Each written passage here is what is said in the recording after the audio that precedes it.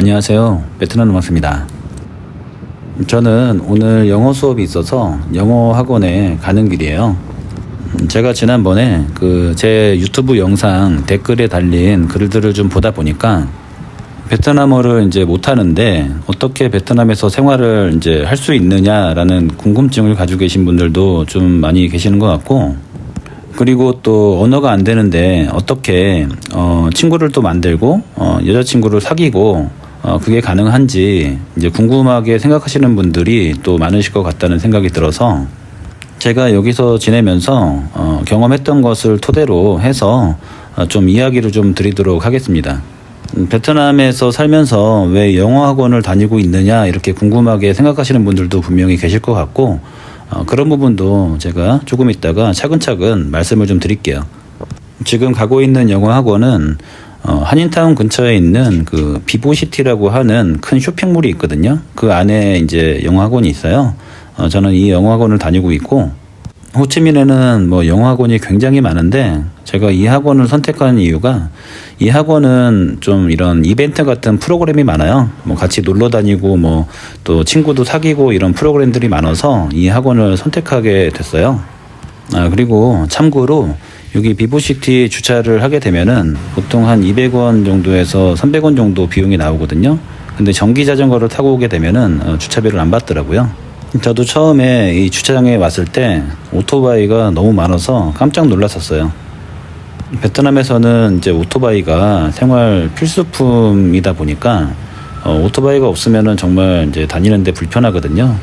만약에 베트남에 거주를 생각하시거나 아니면 잠깐 자주 이제 방문을 할 계획이 있으시다면은 제 생각에는 그래도 전기 자전거 정도는 하나 구입을 해서 어디다 맡겨놓더라도 가지고 계시는 게 도움이 많이 될 거라고 생각이 들고, 일단 베트남 문화권에 좀 흡수돼서 좀 살아보겠다라고 한다 그러면 일단 오토바이나 전기 자전거는 좀 필수품이지 않을까 이런 생각도 합니다.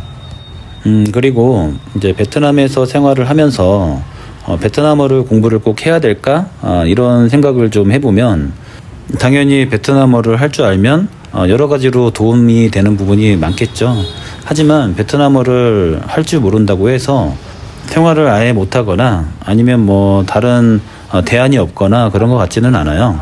물론 저도 베트남어를 공부를 해야겠다라고 하는 그런 필요성을 느끼고는 있어요.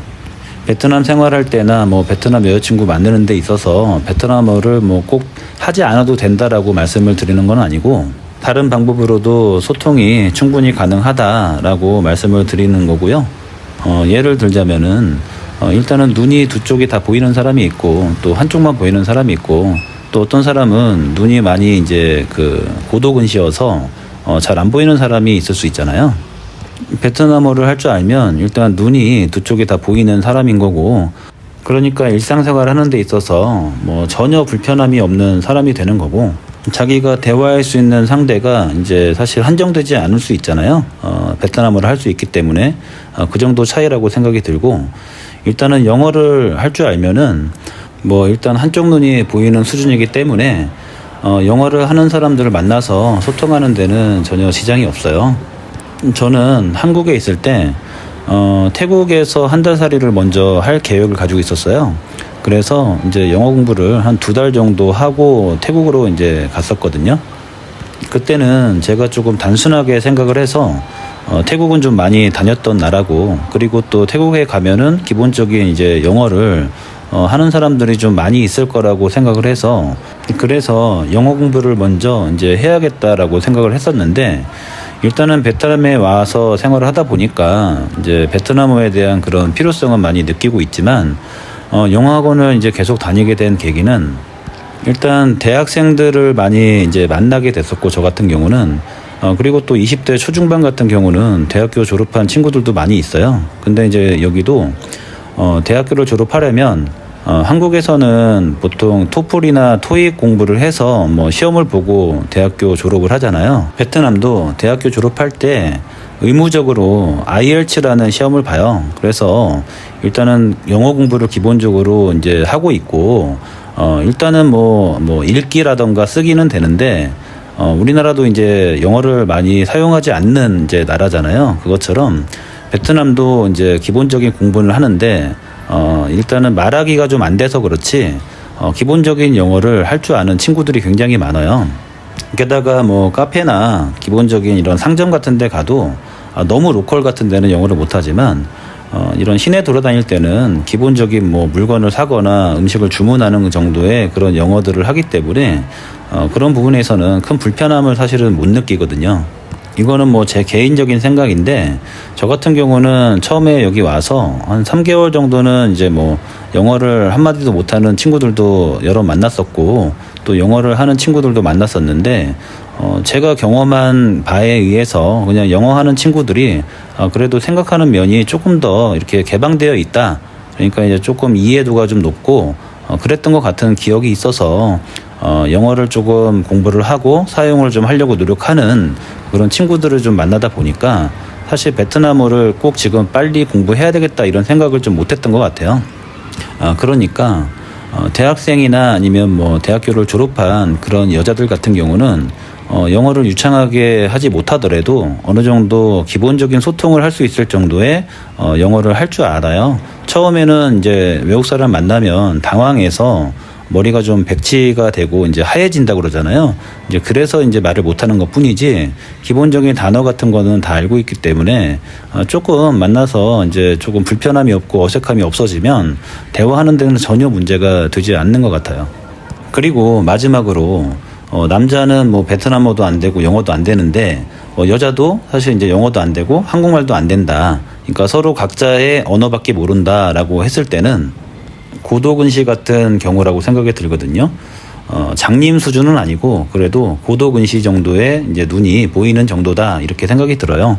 왜냐하면은 옛날 같은 경우에 뭐 핸드폰도 없고 뭐 인터넷도 없고 번역기가 없고 이런 시절에 만약에 언어가 안 됐을 때는 언어가 아예 안 되면은 일상생활이나 아니면 여자친구 만드는 것도 생각보다 굉장히 어려웠을 것 같아요. 뭐 소통을 하는 데 있어서 뭐 말을 잘하면 좋겠지만 요즘에 뭐 다른 대안으로 번역기라는 대안이 있잖아요. 저도 처음에 여기 와서 한 몇 개월 정도는 여자를 만났을 때 정말 뭐 한국어는 당연히 못하고 영어도 아예 단어 자체도 하나도 모르는 그런 여성들을 좀 만나봤는데 우리나라 같은 경우는 그래도 외래어를 좀 많이 사용하는 나라잖아요.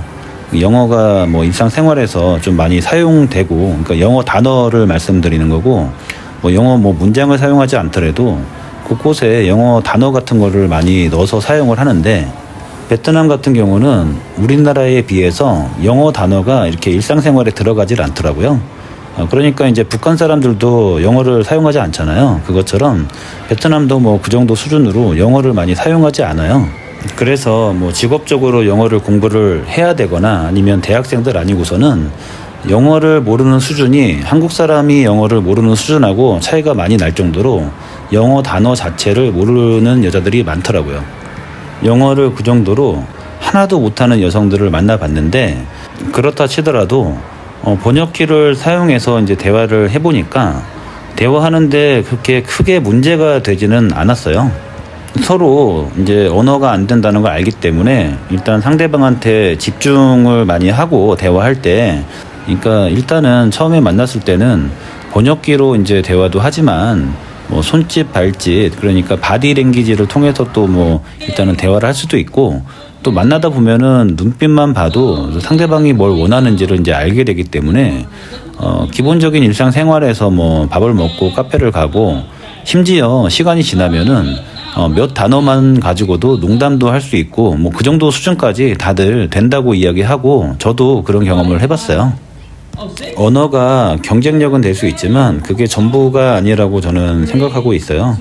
예전에 봤던 영화 중에 눈이 다 멀어서 일단은 앞이 안 보이는 사람들이 이제 사는 세상이 있는데 그 세상에서 눈이 보이는 사람들 몇 명이 나오는 장면이 있어요. 그런데 눈이 보이는 사람들하고 눈이 안 보이는 장님들하고 이제 전쟁을 하는데 그 싸움에서 눈이 보이지 않는 장님들이 이제 이기는 그런 영화의 장면이 기억이 나거든요. 눈이 안 보이는 장님이 자기가 가지고 있는 모든 경험과 그 다음에 이제 어떤 그 오감이라고 하잖아요. 그런 것을 최대한 집중을 해서 눈이 보이는 사람을 그런 이긴 영화처럼 다소 언어가 좀 서툴더라도 다른 매력을 충분히 어필할 수 있을 거라고 생각이 들어요. 영업사원 중에도 말을 잘 못하고 말도 좀 어눌하고 뭐 그렇게 보이는 영업사원이 또 때로는 판매왕도 하고 그러잖아요. 말을 뭐 유창하게 해서 유리한 것도 있겠지만 뭐 때로는 제 생각에는 말을 조금 못하더라도 뭐 진심을 좀 잘 전달할 수 있으면 사람 사귀는 데는 더 도움이 되지 않을까 생각을 하고 있어요.